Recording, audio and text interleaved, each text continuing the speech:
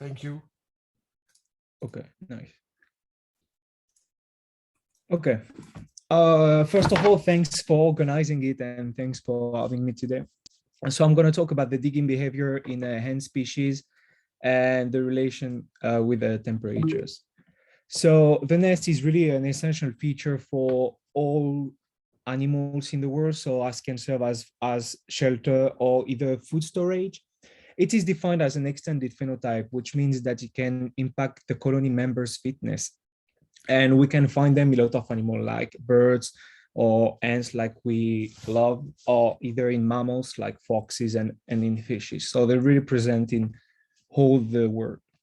So in ants more especially, the nest is really essential because it contains the whole colony members, and most of them is going to spend the entire life in the nest, like the queen will spend most of the time.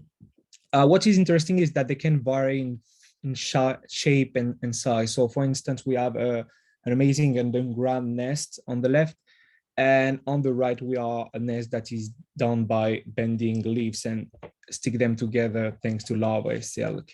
So the nests are moving through time. There are dynamical structures that can evolve according to different factors such as colony size or temperatures. And nests are allowed to make thermoregulation, so to reduce the inner temperature within the nest.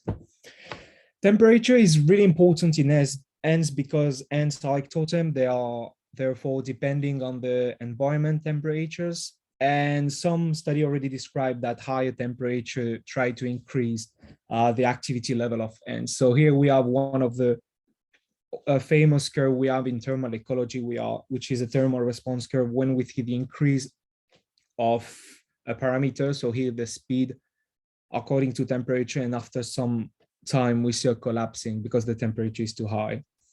So today I'm going to talk about a part of it, and I want to ask myself a question like, what are the impact of the temperature on the digging behavior of ants, and how is the changing with the temperatures? So to do that, I'm going to use a subterranean species of ants, the yellow meadow ants, lasius flavus. So they're not extremely studies, but they're really interesting and easy to collect because you can find them easily in all the meadow, all the park you go. They form these amazing mounds, and you just have to dig it and you find a lot of them. So they are monogenous, so only one queen is leading the colony, and we decided to collect them without queens, as the queen might have an impact on the behavior. So the setup we used is this one. So we introduce a 2mm substrate between two glasses sheets. On the top of this setup, we had a plastic box that is linked to the substrate area by a tunnel of a 4 to 6mm radius. And we introduced 200 ants within this plastic box that's gonna go in the tunnel and dig in the area. And from below, thanks to a Raspberry Pi, we record the evolution of the shape by taking one picture every 10 minutes. We also record for behavioral monitoring a part of the nest to see how ants are moving within this setup and how they are recruiting at the digging site.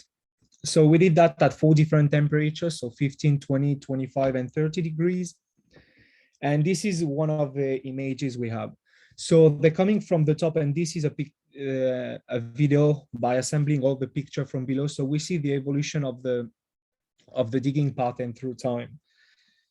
So this kind of animation, this kind of video is quite interesting, but it's quite hard to take picture directly, to take data directly from here.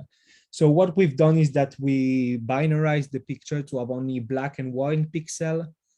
And to measure the area dug through time, we just measure the volume of black pixel we have at each time lapse. So it gives us a slope that is like that. So through time, we have an increase of the area dug, and we take out the slope for each of the process. And this is what we have. So we see that higher temperature results in steeper slopes, so higher activity rate. It's consistent that as I said before, an increase of temperature will induce an increase of activity. So we expecting an increase of temperature as well. What is interesting as well is to look at the shape. So we take 2 pictures for each process. So once the hen reach 50 centimeters squared excavated and 100 centimeters square excavated. So we take the picture, we binarize them, and then we produce a skeleton. By producing the skeleton, we can then analyze 2 important things. So the width of each tunnel, but also the ratio. I define the ratio as the difference between the length over the width, and a ratio of 1 will be a tunnel that is as length as wide, but increasing will result in narrow tunnel. So if we look at the width, we see that on average, more digging. So when we reach 100 centimeters square, it reduced the average width of the tunnel, which makes sense because if you look at the starting point, it makes a huge round kind of chamber in the middle before making more branching around. But when we look only at 50 centimeters square excavated, we see that at higher temperature, we tend to have narrow tunnels. So it means that we don't have this huge chamber in the middle of everything. But whatever the temperature we take, at 15 degrees, we always have wider tunnels.